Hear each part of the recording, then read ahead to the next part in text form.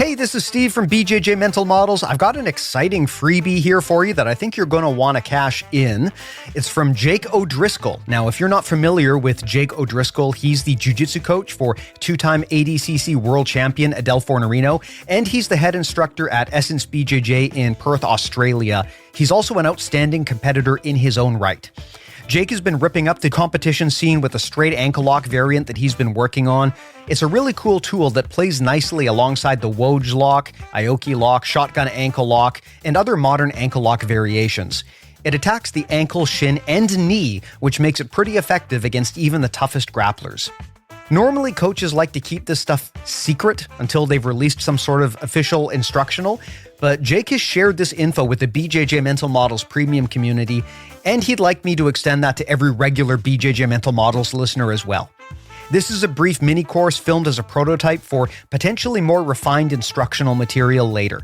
It's super cool to be able to see this stuff early in its usage before it becomes mainstream. There's absolutely zero catch here. It's completely free, and you can grab it at bjjmentalmodels.com/Jake.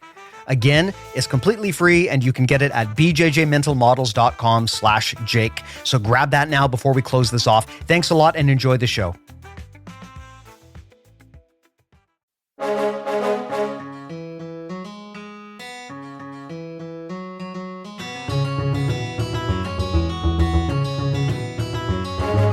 Hey, welcome to BJJ Mental Models, episode 356. I'm Steve Kwan. BJJ Mental Models is your guide to a conceptual and intelligent jiu-jitsu approach. And I'm here today with Dr. Jen Case. Jen, how's it going? I'm doing great. Thank you for having me. Happy to have you. You're actually here as a community recommendation. And as we were chatting, you brought up a really good, timely topic of conversation here. It's probably worth unpacking. But before we dig into that, why don't you give everyone just a quick intro? Tell them about who you are and what your work looks like. So I am Dr. Jen Case. On the Instagram, you'll find me under Dr. Jen Jitsu. I'm a PhD, not an MD. My PhD is in nutrition and human performance. When I actually did my dissertation, I looked at the use of higher protein diets as an alternative to weight cutting, and I worked with the All Army Combatives team, and I helped those athletes make weight without going through semi-dangerous or completely dangerous water cutting practices that we've all seen wrestlers go through. So I basically was able to show with my research that there is an alternative, and you'll get better results because my athletes did not lose any muscle, whereas the athletes that were doing the traditional weight cutting methods, they were losing performance parameters. So that's my schooling background. I also have a master's in sports studies, bachelor's in athletic training, graduate certificate in dietetics, and I'm also a certified specialist in sports dietetics. On the athletics side, I've been doing jiu-jitsu for 24 years now.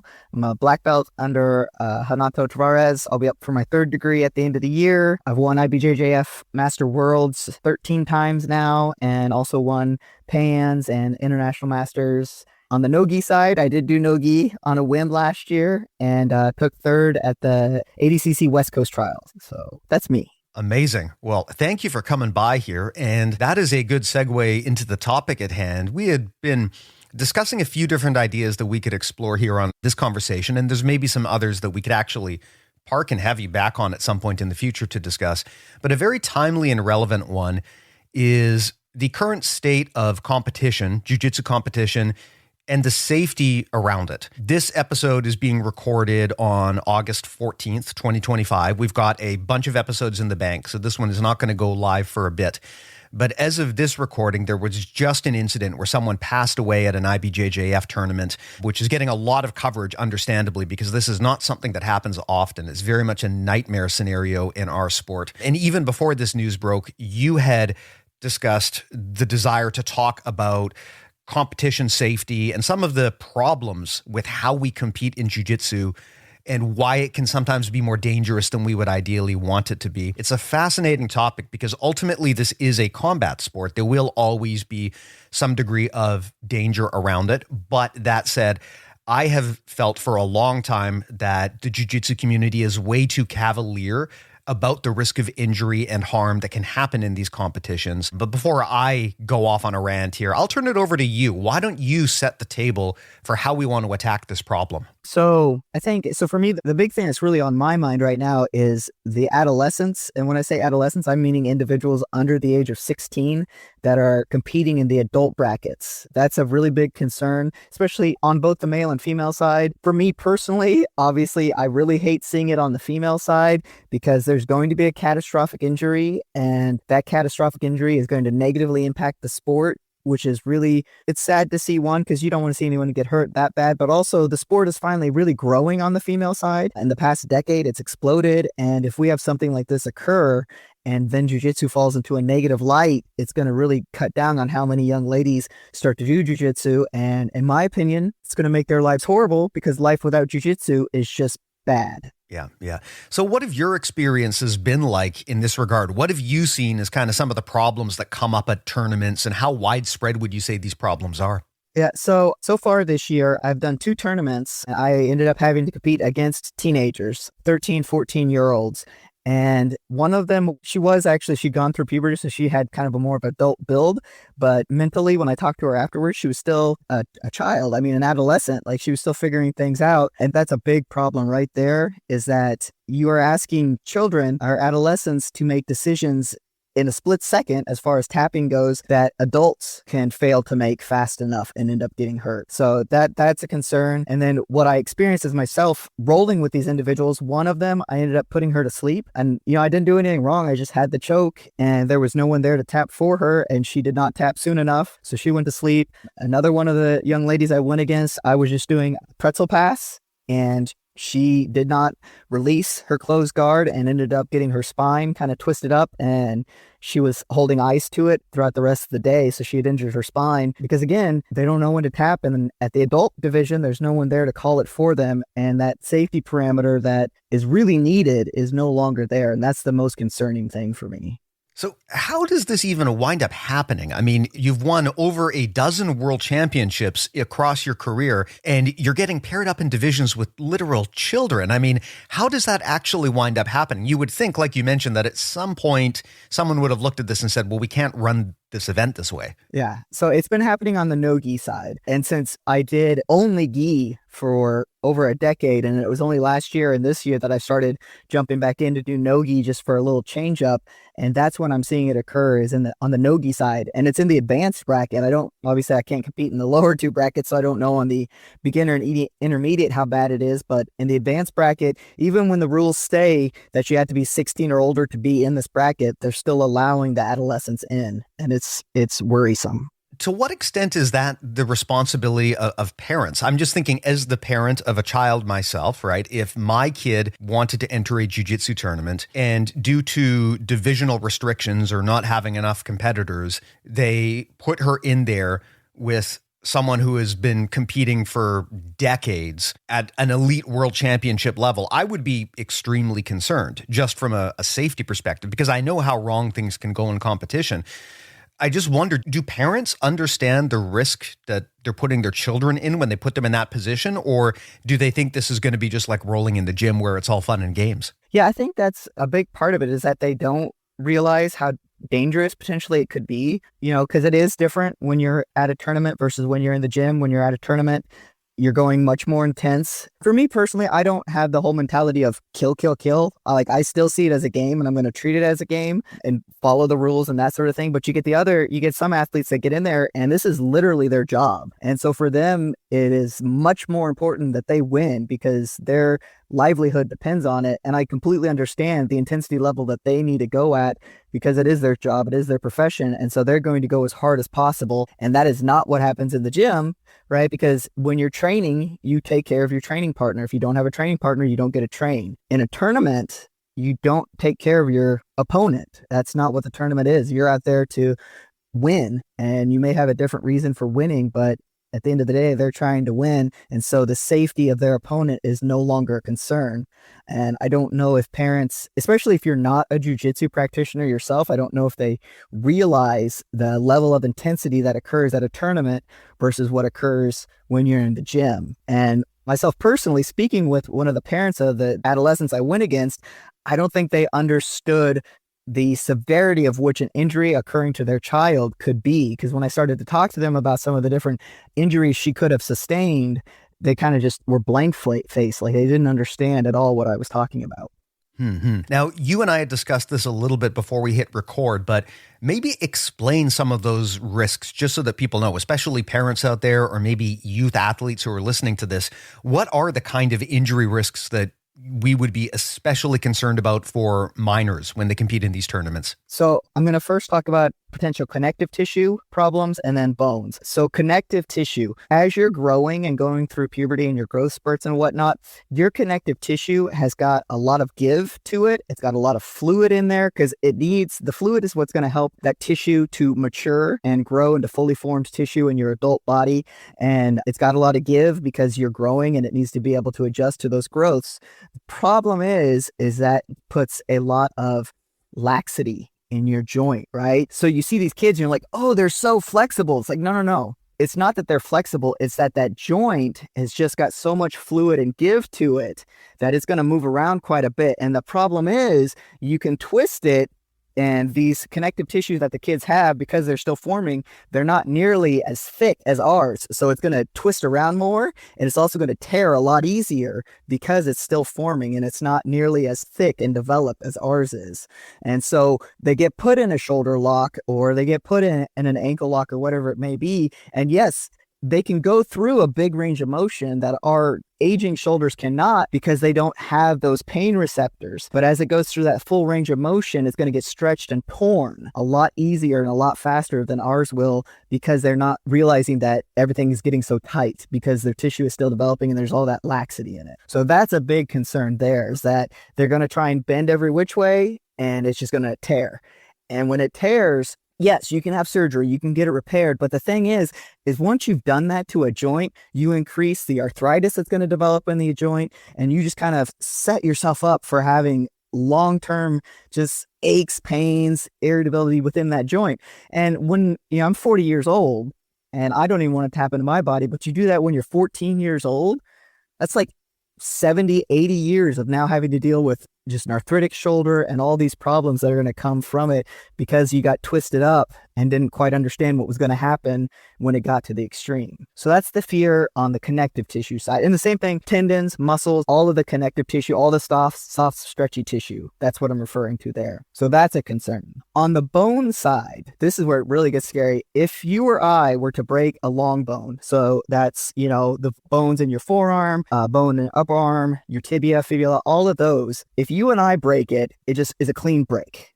So it's just straight through. Usually it's just a clean break if you don't tap soon enough. When you're an adolescent and still developing, when that break occurs in a long bone, rather than being a nice smooth break that will easily fuse back together in 6 to 8 weeks, they get green stick fractures because the bone is still growing. It's not nearly as calcified as yours and ours are. So instead of getting a clean break, they get splinters. Like when you take a branch off a tree and you bend it, those splinters, that's the same thing that can happen within their long bone.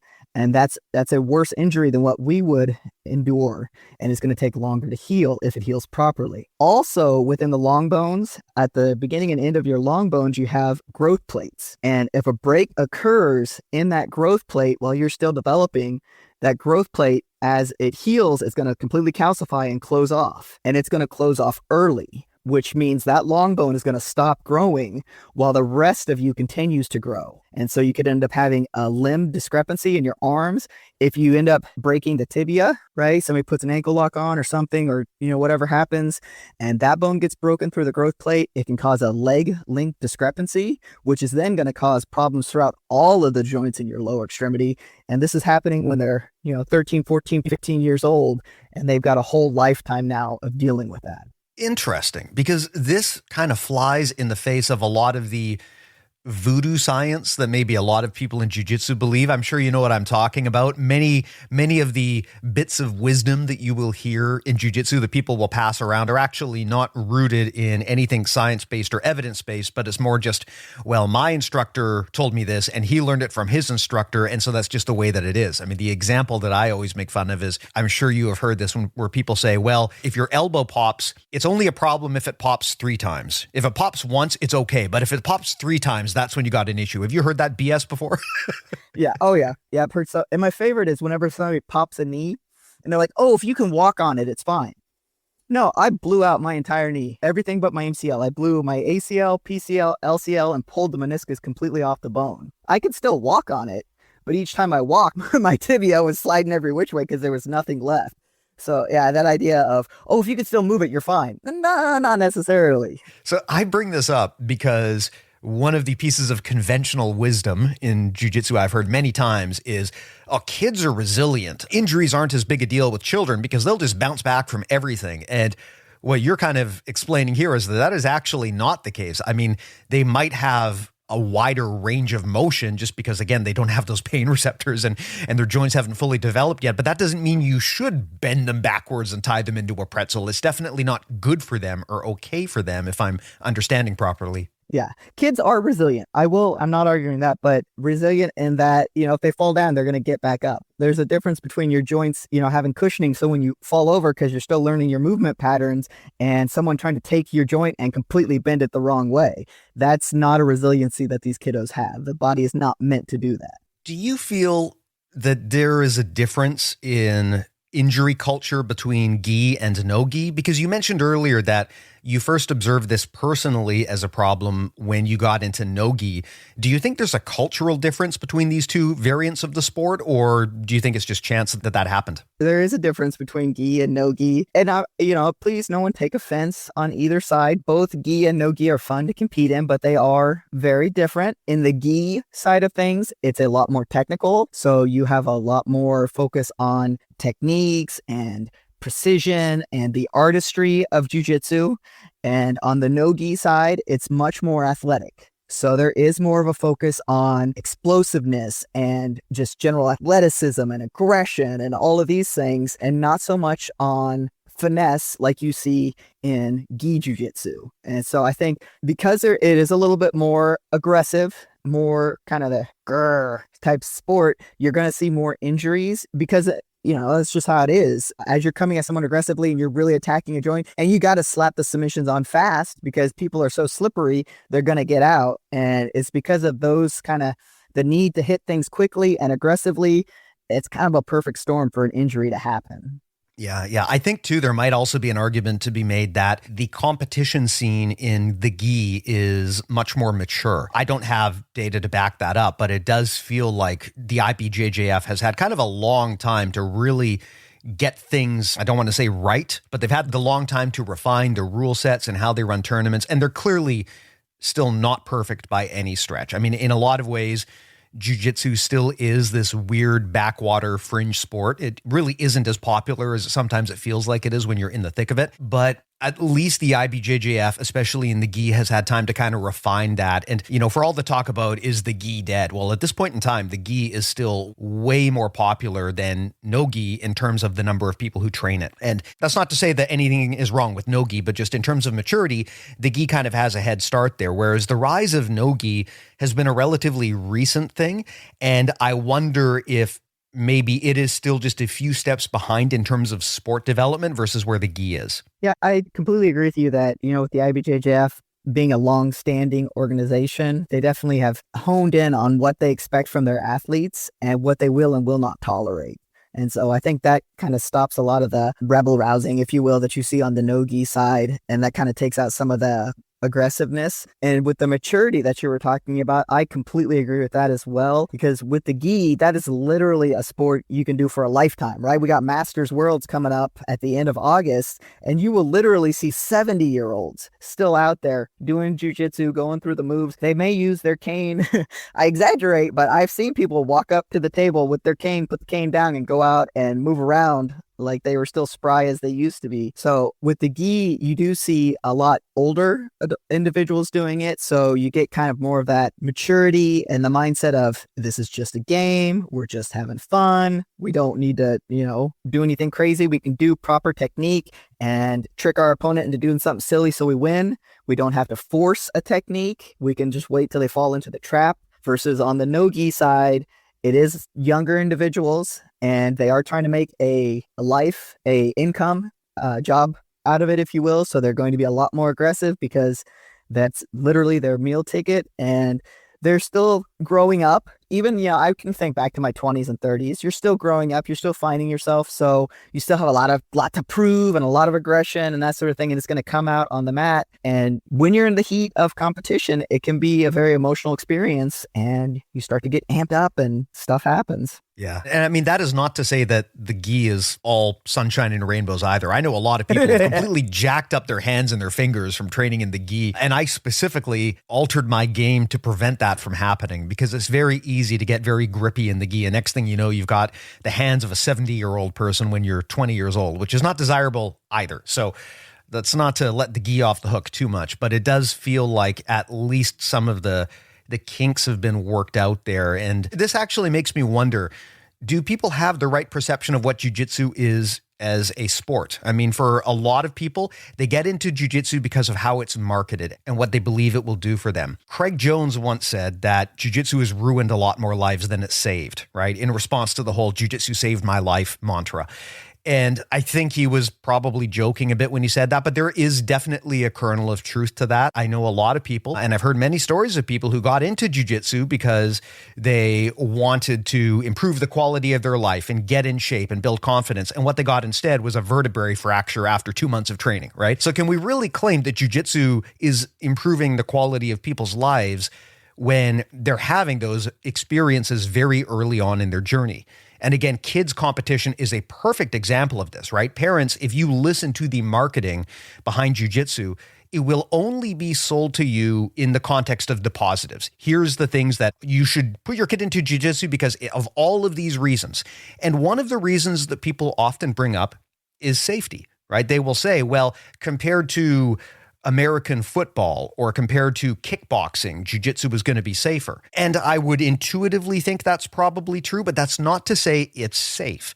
And especially early in your journey, all of us, just due to inexperience, are prone to stupid injuries early in our journey because we don't know better, especially if you're a minor, because you don't have that mental maturity in addition to not having the fight maturity, the experience on the mats. What are your thoughts on this in terms of how we serve the public when we sell them jiu-jitsu? And is it really more dangerous maybe than we make people think it actually is? Like, are we overselling it and are we failing to disclose the risks? I do. I think how it is marketed is impacting how people perform jiu-jitsu. I came up through traditional martial arts. And so when I started jiu-jitsu, I had more of the structure kind of from the traditional martial arts background. But right now, what we're seeing a lot of is people trying to equate jiu-jitsu, particularly the no-gi jiu-jitsu, to MMA and to like, this is a real fight. This is, to the death. And it's like, it's not. This is a sport. This is a sport that has rules and you're supposed to follow those rules, and you're not supposed to sneak in dirty punches, and you're not, trying to hurt your opponent when the ref is not looking. Follow the rule set, learn the techniques. This is not life or death.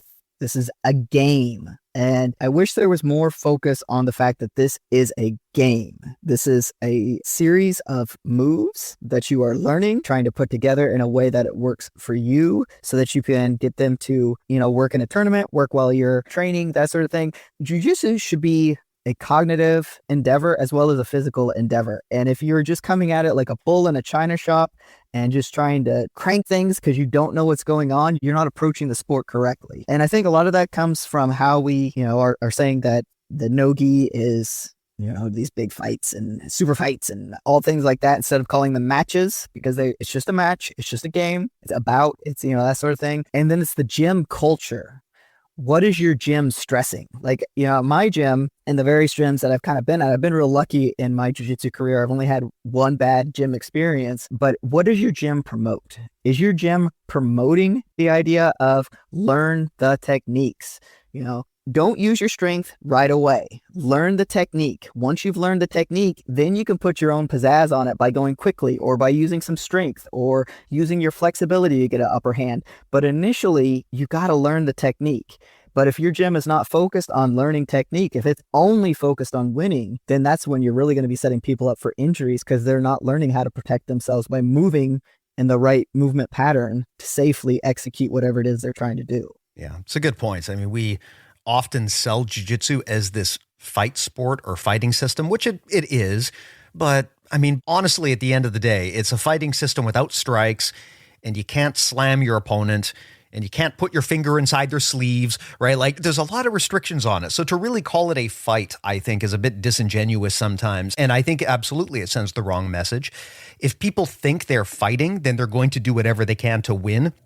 And they're also going to do whatever they can to avoid losing. And again, you mentioned this yourself very well, but one of the red flags in gym culture is that focus on winning and losing in the gym. And you can kind of see this in a lot of instructors where they're walking around and they're trying to figure out who in the training room is winning and who's losing. And I mean, God, there should be no wins and losses in the training room, right? The training room is a laboratory, a workshop where collaboratively we learn together. And the challenge is if you take all your white belts and you convince them that, hey, this is a fight, this is Fight Club and you are Edward Norton and you got to go in there and beat up all of these accountants or whoever you're rolling with, right? You set the expectation that the goal of being in that training room is to win. And having to tap out is a fail state. You do that and a variety of challenges occur. One of them, of course, is the increased risk of injury, but also you get a lot of false positives where people might think, man, I'm amazing at jiu-jitsu, when really they're just big at jiu-jitsu. They're just younger and stronger than everyone else. And those people will eventually hit a ceiling. You also run the risk of driving off a lot of people because if they're not naturally big or strong, and when they come in, they're going to be heavily discouraged because this is just going to be a meathead game instead of a technique game. And that doesn't even get into the fact that, there's going to be a lot of people who saw your brochure or your ad and they were sold that this is a place where they can learn to be the best, most confident version of themselves and get in shape. And so that, mother of three shows up to class and immediately gets stacked on her neck and has to spend a week in the hospital, right? This is not, I think, in line with the vision of the sport. Something that one of my old coaches once said is that his number one goal in jiu-jitsu was to give people the benefits of the jiu-jitsu lifestyle and get them up to, ideally black belt, but, even purple belt would be good. Get them deep into their journey so that they can get the health benefits of this without getting catastrophically injured or hurt in a way that violates the spirit of that goal. And I would generally say that for most people, for the vast majority of people who train, if you are racking up serious injuries that cripple you, cost you time, cost you money, no matter how much you love jiu-jitsu, I don't know if it's really serving your life well if it's taking that kind of toll on you, especially if you just do this for fun, right? It's one thing if you are a world-class athlete and you are making an educated decision that I am willing to let this person snap my ankle if it means that I can keep the match going. It's another thing if you're just a blue belt who's just rolling at the gym, right? It's a completely different experience. And I think that one of the best ways that we can serve the jiu-jitsu community is reducing the injury rate at white and blue belt especially. Absolutely. Yeah. Because, and this kind of goes more into my background as a fitness coach. But the thing is when somebody gets hurt, the chances of them returning to whatever it may be, whether it's jiu-jitsu, CrossFit, Orange Theory, whatever it is that they've decided to do as an adult for their recreational activity, if they get injured, the chances of them returning is very low. And then when they don't return to activity, they become more sedentary, which then just causes a whole downward spiral for their health and well-being as they get older. So when you do get somebody in the gym, I think it's important that you take care of them. Now, that's not to say I'm going to coddle everybody and be their best friend.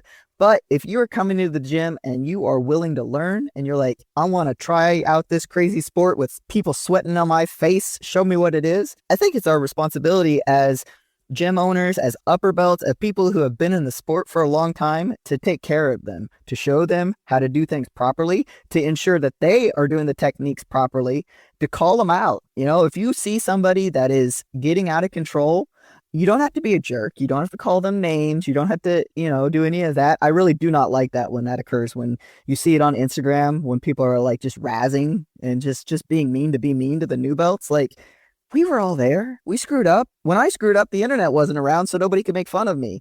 But it is important that when you see someone who's a little out of control, to be like, hey, let's calm down. Let's dial back the strength. Let's focus on technique and maybe walk them through whatever technique they're trying to do. Because obviously they're messing up the technique somewhere if they're having to rely on going spazzy crazy to get it done. I would ask just at a general level in terms of what we'd like to see, and let's maybe break this into two parts. Let's talk about changes in the gym culture and also changes in the competition culture. Maybe starting first with the gym. What are some of the things based on your experience, both as an experienced jiu-jitsu practitioner and competitor, but also your experience in the sciences? What would you suggest that you would like to see get adopted into gyms from a cultural or even an educational or training standpoint to make things safer for everybody? I think the biggest thing would to see the upper belts tap so that the lower belts know it's totally cool to tap, and then to really emphasize the need to try new things, right? Because I have my A game, I have my competition game, and when it's time to get ready for a competition, that's what I'm going to focus on. But I'm also a 24-year black belt, or 9-year black belt, 24 years in the sport. When somebody's brand new in the sport, they need to know it's okay to try new things. And most importantly, it's okay to fail. And that's where I see that upper belts getting tapped by lower belts is a great thing. And, whenever the other students see that occur, it shows them that everybody fails. They're going to fail, and it's okay. Embrace the failure. I don't really think tapping is a failure, but for the purposes of this analogy, right? Embrace the failure, figure out what you need to do, get better, right? And then take that mindset out into your world, right? Whatever your job is. Try it. Attempt something in your job that you didn't think you could achieve before. Strive for it. Maybe you get it. Maybe you fail. If you fail, that's okay. Failure happens. Brush yourself off. Try again, right? And I think that the accepting that you're not going to be perfect, accepting that you're going to make mistakes and that it's okay will go a long way in reducing kind of that risk of injury, that mentality of win at all costs, that I can't lose type mentality. Because I think that's a lot of it too. It's not so much the I have to win as it is the I can't lose that's going to result in a lot of injury. Yeah, that's a good point. It's funny timing. I just actually shot a mini episode talking about loss aversion. And this is very much a piece of this, right? The fear of losing is so massive, even when there's no stakes on the line, even when you're in the gym. And honestly, I don't think the belt system helps that much, because when you are the black belt or the brown belt and they are a white or blue belt, the ego gets in the way of tapping. I mean, they could be a white belt who just happens to be an NCAA Division I wrestler, and you're still not going to want to tap to them because of the stupid belt. So it's something to think about. The approach that I found really helpful is a gamified approach that Rob Bernanke from Island Top Team advertises, and he adopted it from Ryan Hall. And basically the idea is, regardless of the skill level of your training partner, to go as deep into trouble with them as possible and fight from there to the point where you are legitimately actually threatened, rather than just styling on somebody. Because if your expectation as the senior belt is you're just going to style on everyone, then I don't know, when that blue belt does actually catch you in a toe hold, you're going to be too embarrassed to tap. So the smart thing to do is normalize tapping to lower belts and less experienced people as soon as possible. And the way that you do that is by playing the version of the game where you go deep into their zone. So, I mean, there's a guy that I train with. He's probably much more advanced now. I've actually been off the mats for a while because I'm rehabbing an injury. But when I would train with him, I mean, I would go as far into the deep waters as I could. So I remember the last time I rolled with him, I was in his guard and I kind of let one arm dangle, right? So basically I'm like giving him the arm bar, whatever setup, and I wanted to see what he would do. He tried to set up an arm bar. He didn't have it. So I thought, okay, well, I'm going to turn to like an omoplata angle a bit, and I'm just going to sit here and see what happens. And it's always funny to do this to white belts because they get so confused, right? Because you're a black belt and they're like, how am I getting this on this guy? But and then I let him kind of work, and I'm resisting. I'm just not trying to kill him, but I'm trying to make this marginally difficult for him. And I kind of get to the point, I just let him keep moving forward until it gets to the point where I feel like, okay, I'm actually in real trouble here, and now I'll start fighting. It got to the point where he had me in a fully locked in omoplata and he's posturing up, and I'm thinking, okay, now is the time for me to start actually trying to escape here. And I couldn't. So I tapped, right? And like, that should be totally fine, because if you're going deep into their area of strength and out of your area of strength, if you're putting yourself into the worst possible case, first of all, at that point, it should be totally acceptable to tap. But also, as a black belt, that's how you get the best value out of training with the juniors, right? If I just play my A game on them and blitz them in 10 seconds, nobody learns anything. But if I let them get to the point where now I'm actually threatened, and that might mean like they start on your back with a rear naked choke locked in. Well, now we're actually both getting some degree of valid training because they have a chance and I actually have to work. That's a much better alternative than one person just breakdancing on top of the other person and making them feel bad. Absolutely. I totally agree. I think it's good too. I have a kind of funny story. I don't remember if I was a brown or a purple belt, but I was something, thought I was great. And I was going against a white belt. And it did not matter to me that this white belt was 6'4". I think he was around 230, 240, very athletic male. I was just like, this was when I was at the school, the one bad school I was at where it was like, you have to win. The upper belt always has to win. And anyway, so he catches me in the lapel trap around my sleeve in the guard, passes the guard, paper cutters me. And I had to tap because I had no way to defend. And I was so mad. I yelled at that kid. He ended up actually leaving the gym that day at Open Mat because he's like, oh no, I might have even been a black belt. I don't remember. Anyway, he was upset. I was upset. And I realized I was absolutely in the wrong. He did a great technique. I was so focused on not losing that I was mad at him and I exploded. And I found him later that evening because we were at a tournament and talked to him and apologized and all of that. I say that because now I have stolen that technique from that guy and I use it all the time successfully. So I think it's really important to roll with everyone and let them, don't let them, but learn from them, right? Explore. What are they doing? If they put you in a bad position, when you're trying to escape that omoplata and you realize you can't, was it because you got too deep, or was it because they figured out something that's slightly different that works really well? And if it works really well, steal it from them and put it into your game.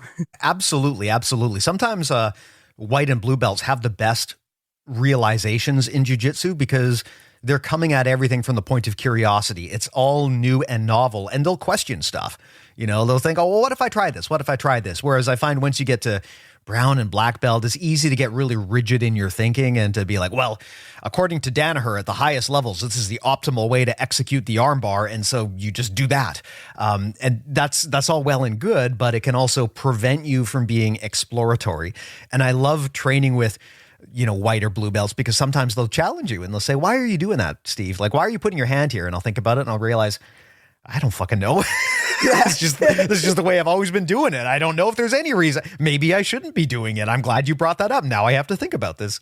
Yeah, I get that all the time when I'm teaching my ladies because I'll do things and not even realize. That's how I realized how much I use my head because I just do it without thinking about it too much. But then once I started teaching the ladies competition class and I'm trying to teach them the things that I've gotten to work in competition, and then they start asking me, why am I doing this with my head or that? And I'm like, I don't know, was I? I have to go back through the move and see what I was doing because I don't even realize it. But it's great because then they draw attention to it and I realize how effective it is. And then I apply it even more.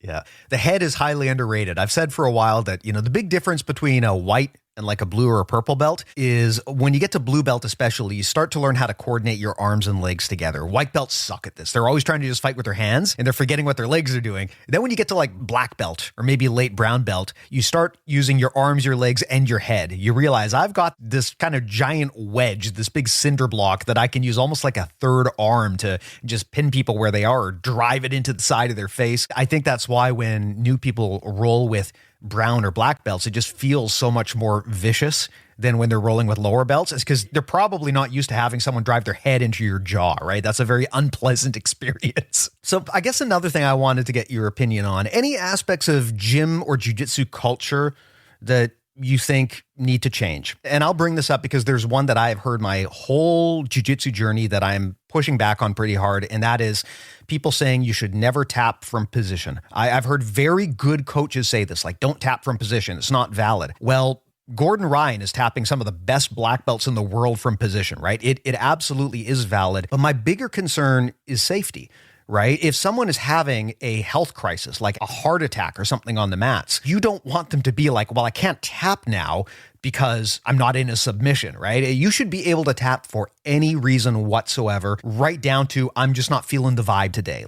That's one of the most sacred things in jiu-jitsu is you should be able to tap for any reason whatsoever, and the tap should always be respected. So I'm a big believer that we do our teams a disservice by telling them things like don't tap from position. Anything else about the jiu-jitsu culture or zeitgeist or the way that people explain things that you think we should push back on? Yeah, I 100% agree. I don't think that phrase, you should never tap, should be said. You should never feel bad about tapping, right? Especially when I've worked with a lot of ladies in jiu-jitsu and in the self-defense setting. And for some of them, they just get claustrophobic. Like something has happened in their past where when they get into a position where someone is in their face, right? They're not in any physical pain, but emotionally they just can't take it. They need to tap. They need a minute.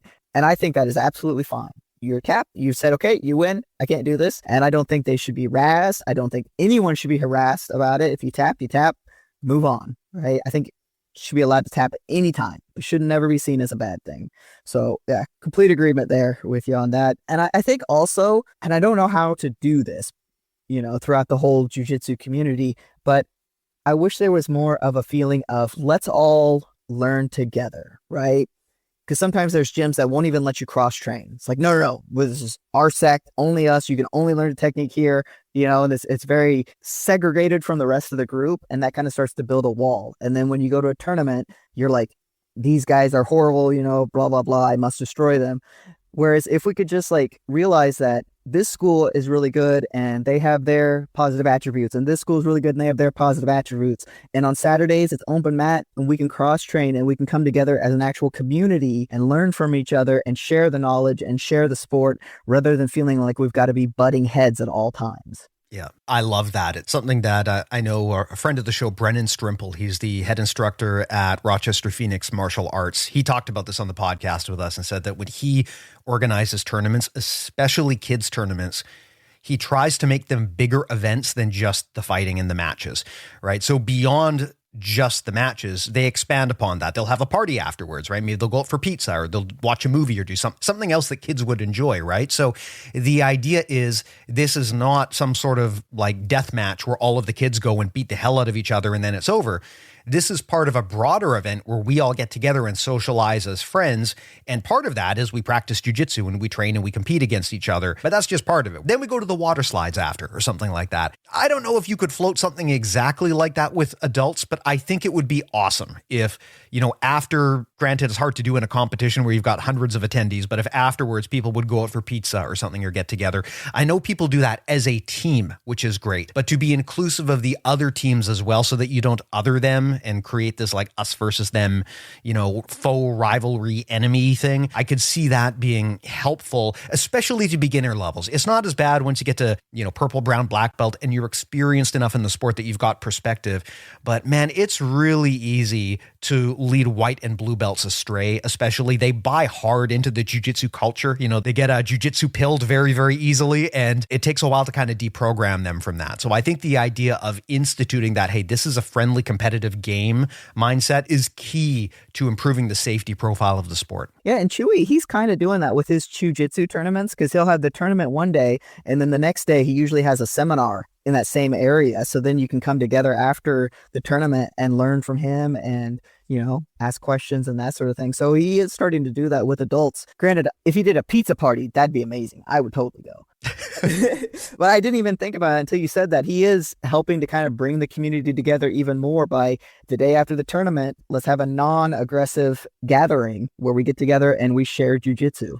Yeah. You know what? I might actually reach out to Chewy and get him back on the podcast to talk about that because that's a great idea, right? It takes the combativeness out of jiu-jitsu. We're not really out of it, but it deprioritizes that in favor of looking at it as a sport, right? Because if you go and you get your ass kicked by someone and then the next day you go to a seminar and they teach you how they did it, that's kind of awesome, right? I would love that if after an experience like that, I could go and maybe consult with that person and learn from them about how they did that. That's an amazing exchange of knowledge. And so if that's something he's doing, that's really cool. Yeah. Well, we've talked a little bit then about gym culture, but what about competition culture? What are, in your opinion, the big pitfalls of how we run jiu-jitsu competitions? If it were up to you and you could change all of the rules, what would you change to make things just safer for everyone? But I guess especially for people who are either youth or early in their journey, where maybe they're more susceptible to having these terrible experiences. Yeah, so, when the youth and adolescents are competing in the correct division, I think there are a lot of safety parameters put into play, right? The ref can stop the match if they feel that the adolescent or the child is in danger. With the little itty bitties, whenever they see a submission getting set on, they're jumping in and grabbing a hold of the kid so they can't sit back on an armbar and that sort of thing. So they're doing a really good job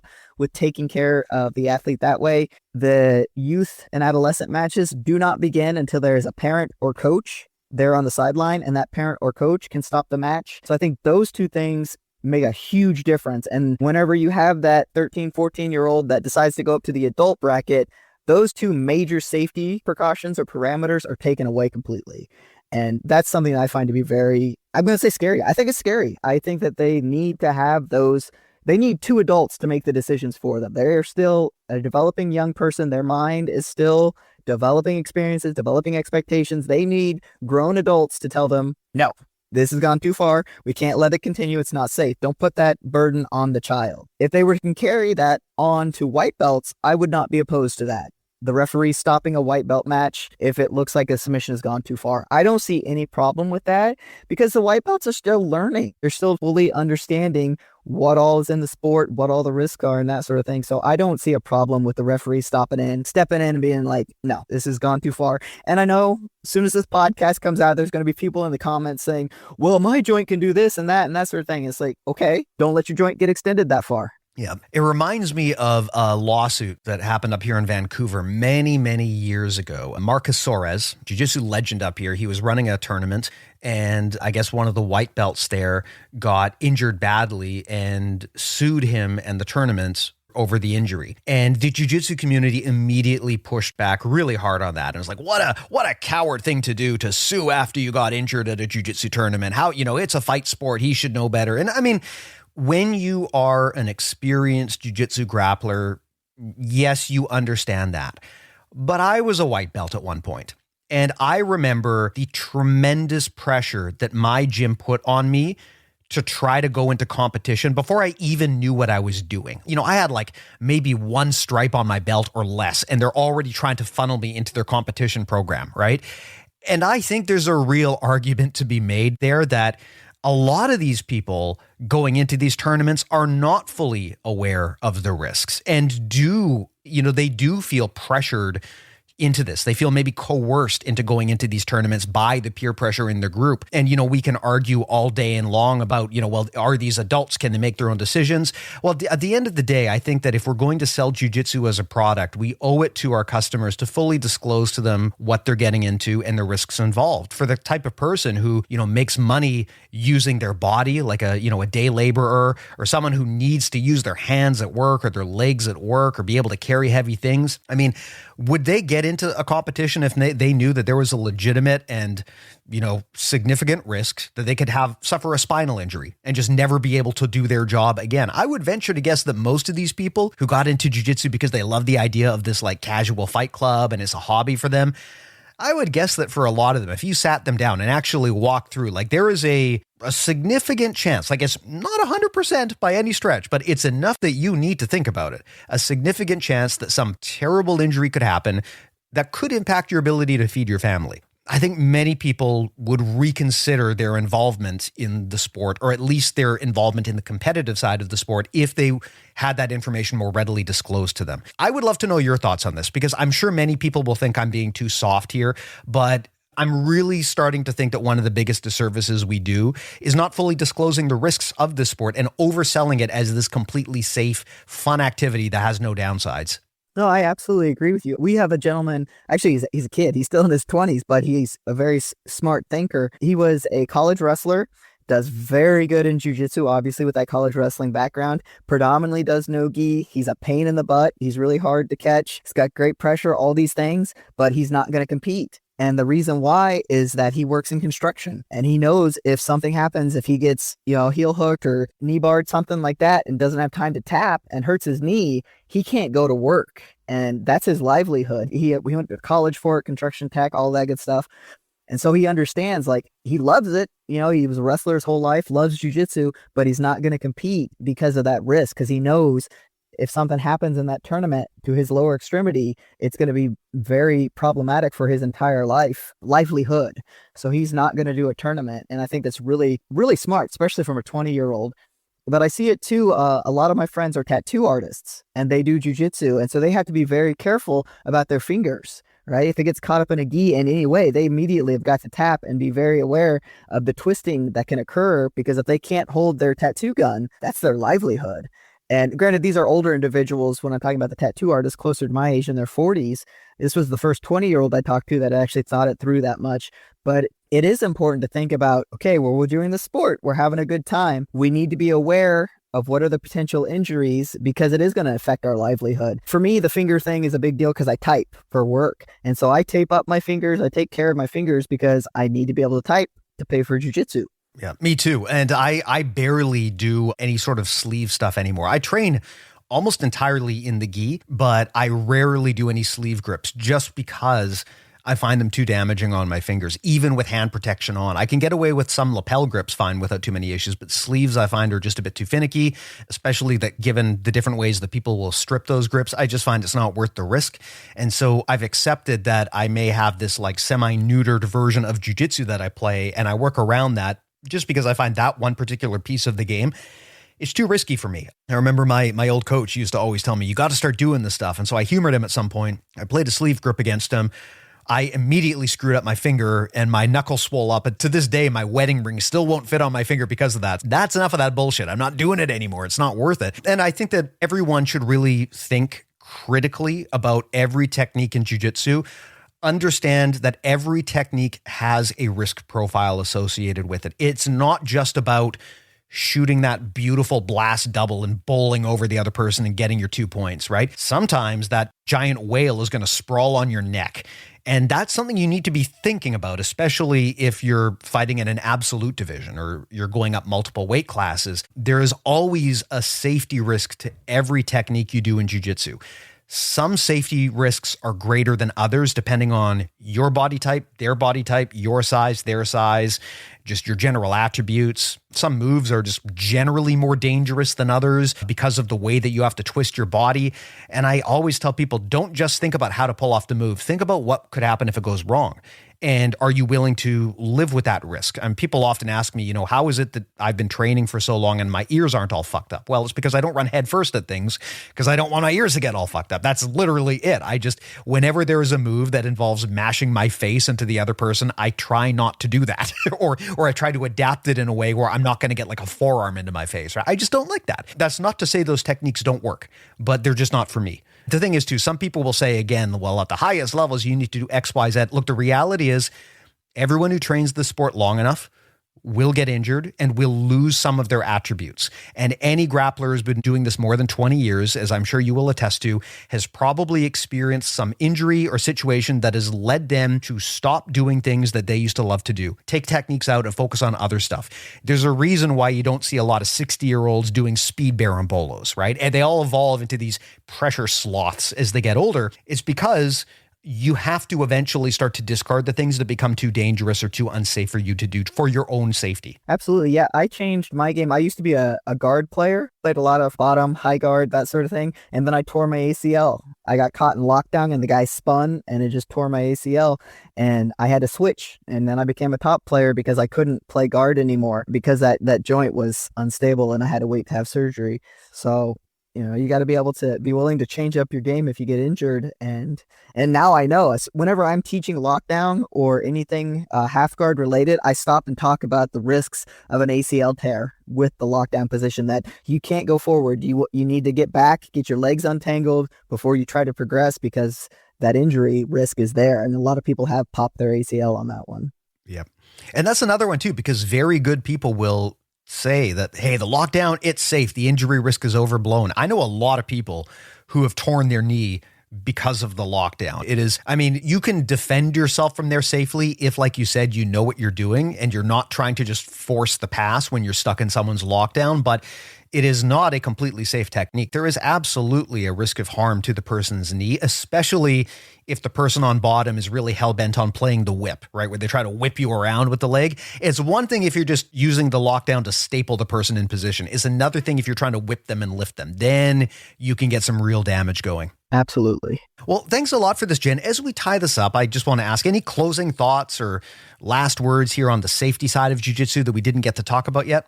I did have one. Yeah. It's okay to say no. If someone asks you to roll and you don't feel that you can safely roll with them, it's okay to say no. And on the flip side, if someone says that they don't want to roll with you, don't take it personally. Because, there's some people at my gym that are really good jiu-jitsu athletes. And some days I may roll with them. Some days I may not. Some of them I may never roll with. And it's not necessarily because they're a bad person or anything like that. It may be that our sizes are just too far apart for me to safely roll with them. My risk of injury is too great, and I can't do it. It's not a reward risk type deal that I'm willing to engage in. However, if everybody at the gym is saying, no, I don't want to roll with you, maybe there's something about your game you need to work on. But don't be afraid to say no. I tell it to all the newbies that come in, the ladies that I work with, it's okay to say no. If there's someone that you don't feel comfortable rolling with, say no. It's okay. Yeah. No is a complete sentence, as my friend Rob Bernacki would say. And I think that's important, right? It's hard to say no if you feel like you need to defend that decision, but you require no defense. There's no argument to be made. If someone says no to a role, the answer is no, and you move on, right? I mean, don't make it awkward. Don't make it weird. We all say no for different reasons, right? People say no to me sometimes, not because of anything I'm doing wrong necessarily, but because my entire jiu-jitsu game is basically just turtle and memes. And sometimes people want to actually, do real training, and they don't want to train with some guy who's just going to goof off for the whole round. That's fair. So it's always okay to say no for any reason, right? And no is a complete sentence. Absolutely. Well, Jen, as we tie this up, I always want to make sure that we get a chance to promote your stuff. If people want to follow you or connect with you to ask questions, or if they want to learn more about your coaching and the other stuff that you do, where can they find that? They can go to drjencase.com. They can go to Dr. Jiu-Jitsu. On Instagram, it's Dr. Jiu-Jitsu. And on YouTube, it's Dr. Jiu-Jitsu. Or just do a road trip, come to Charlotte Jiu-Jitsu and jump on the mats. That's the best way to get to know me. Amazing. Well, I will put all of those links in the show notes. Probably pretty easy for people to remember the name here and find you. But if they're like me and they have the memory of a hummingbird, just pop open your podcast player and go to notes or info or whatever it's called. And I'll make sure that all of that stuff is just one click away. I'll also put a link to our stuff, which all lives at BJJMentalModels.com. So it's pretty easy to find. In terms of the free goodies, the podcast like this is completely free, which is great news for anyone who's interested in more conversations like this. Our newsletter and our mini episodes are also all completely free, and they all live there. So please do grab those if nothing else. And I always tell people, go to BJJ Mental Models Premium if you want to level up with us. What we've built is the world's largest library of audio courses on jiu-jitsu strategy, concepts, tactics, all of that kind of stuff. If you like Audible and Masterclass, you'll probably like our approach. It's quite different from a traditional jiu-jitsu instructional approach because we tend not to rely on visuals. We tend to communicate through ideas, which often adds another flavor or lens on top of the instruction that people are already getting. We've also got amazing other benefits of joining, like premium podcasts that are only available there. And we actually do rolling reviews and coaching, as well as pro business support if you go up to our coaching or our business tiers. So please do look into that. That is how we support the show and keep it ad free. All of that is at bjjmentalmodels.com. But again, link in the show notes to that and to all of your stuff, Jen. Thank you so much for doing this. I thought this was a really insightful chat, and I appreciate you sharing your expertise on the matter. Thank you for having me. All right. Well, thanks a lot to you, and thanks to the listeners as well. Stay safe out there as we talk about injuries. Tap early, tap often. Don't be afraid to say no, and we'll talk to you next week.